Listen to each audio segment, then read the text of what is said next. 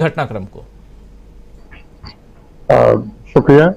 सबसे पहले तो मैं राहुल गांधी के जो आपने वीडियो क्लिप दिखाई जिसमें उन्होंने अभय की बात की, डरो मत की बात की, मैं इस पर आ रहा हूं। यह सरकार जब से आई है 2014 के बाद से, शुरुआती 2-3 सालों को छोड़ दें, जब इस पर खतरा शुरू हुआ है, जब विपक्षी पार्टियां मुखर होना शुरू हुई हैं, तब इसने ईडी और सीबीआई का इस्तेमाल करके डराने की नीयत से ये किया कि दुनिया की अकेली लोकतांत्रिक सरकार है, लोकतांत्रिक कहने वाली सरकार है, लोकतांत्रिक पार्टी है, अकेली लोकतांत्रिक पार्टी होगी, हो सकता है अभी प्रशांत जी अन्य आप सब मित्र करेक्ट करेंगे, जिसने ऑपरेशन लोटस के नाम से एक ऐसा ऑपरेशन तैयार किया, एक ऐसी रणनीति तैयार की जो मूलतः लोकतंत्र विरोधी है। पैसा दीजिए, रिश्वत दीजिए, लोगों को फर्जी मुकदमे में फंसाइए, यदि उनके खिलाफ कोई आरोप है तो उनको डराइए और डरा के फिर अपने पाले में खींच लाइए और सरकार गिरा दीजिए। बिना किसी निर्लज्जता के, बिना किसी संकोच के, बिना किसी भय के एक गिरोह के रूप में, एक अपराध के रूप में इस तरह का कार्य किया गया और हम सब इसको देखते रहे और ये ऑपरेशन लोटस पर पीठ भी ठोकते रहे। निश्चित रूप से लंबे समय तक ये नहीं चल पाया, डर दूर हुआ और डर जब भीड़ के का एक मनोविज्ञान होता है। मैं पुलिस में बता दूं, जैसे हम लोग कभी खड़े रहते हैं और भीड़ इकट्ठी रहती है, तो अगर हम ये कहते हैं कि इनको हटाओ, लेकिन अगर भीड़ में अगर आगे वाले 5-6 लोग अगर खड़े हो जाएं कि नहीं आप लाठी चलाइए, तो आप यकीन मानिए लाठी नहीं चलती है, फिर हम पीछे हट जाते हैं और उनसे बात करना शुरू कर देते हैं। ये साइकोलॉजी होती है।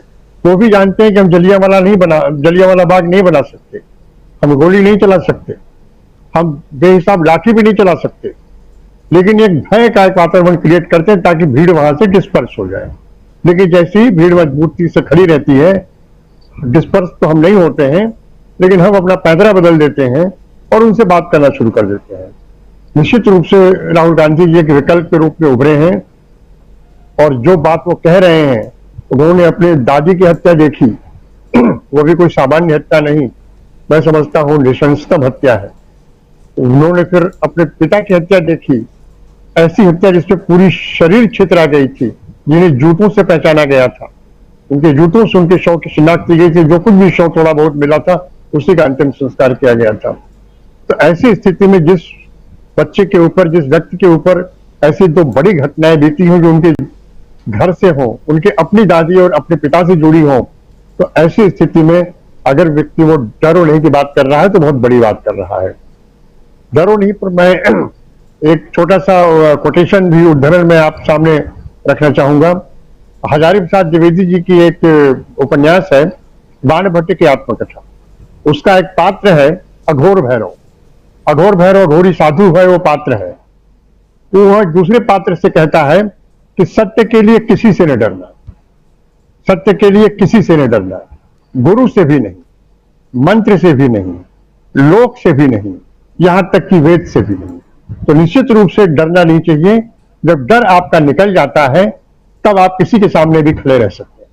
जब डर आपके अंदर रहता है तो आप कभी नहीं कर सकते। रहा सवाल लोकतंत्र में विकल्प की बात, 2014 के बाद से ही एक ऐसी मनोदशा बना दी गई थी समाज की, और विशेषकर इसको बनाने में व्हाट्सएप यूनिवर्सिटी का बहुत जबरदस्त हाथ रहा है कि मोदी का कोई विकल्प नहीं है। लोकतंत्र में सदैव विकल्प रहता है। जो 524 सांसद चुन के जाएंगे, ये हर सांसद प्रधानमंत्री का विकल्प है। ये बात अलग है कि बहुमत किसको चुनता है। और 2012 के बाद जिस तरीके से मोदी को प्रधानमंत्री के रूप में थोपा गया है, निश्चित रूप से वह संविधान की मूल भावना के विपरीत है। प्रोफेसर रविकांत जी मुझे करेक्ट करेंगे, मूल भावना के विपरीत है। और दूसरी बात यह है कि जो बहुमत प्राप्त दल, जो सबसे बड़ा दल होगा, उसका जो नेता है वो सदन का नेता होगा। पहले नेता चुना जाए और फिर जो है पार्टी उसको बनाए, ये लोकतंत्र की विपरीत है, जनता परिषद थोपा जाना है। मैं कह रहा हूं कि अब इस स्थिति में जैसी आजकल की राजनीतिक स्थिति है उसमें विकल्प भी है, विकल्प मजबूती के साथ आगे बढ़ रहा है।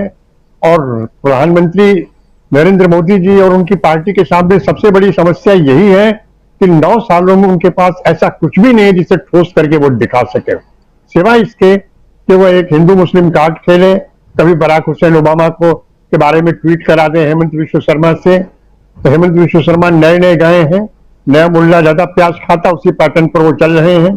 वो उन्हें दिखाना है कि वो आरएसएस के उस कोर आइडियोलॉजी जो बिल्कुल हिंदू मुस्लिम विभाजन पर बनी है, उसमें भी बहुत ज्यादा ये एंटी मुस्लिम है। इन्हें दिखाना, ये नहीं दिखाएंगे तो रह नहीं पाएंगे, लेकिन इनको भी अपनी हैसियत पता है, वो आरएसएस को भी इनकी हैसियत पता है। तो ऐसी स्थिति में मैं कह रहा हूं कि ये बहुत ही सही विकल्प है। और जब भी प्रकाश हिंदुस्तानी जी ने जो बताया मध्य प्रदेश से कि कभी रोड शो कैंसिल हो जा रहा है, कभी वहां 50 वो पेटीएम वाला जो मामला चल रहा है, घूसखोरी वाला ये है।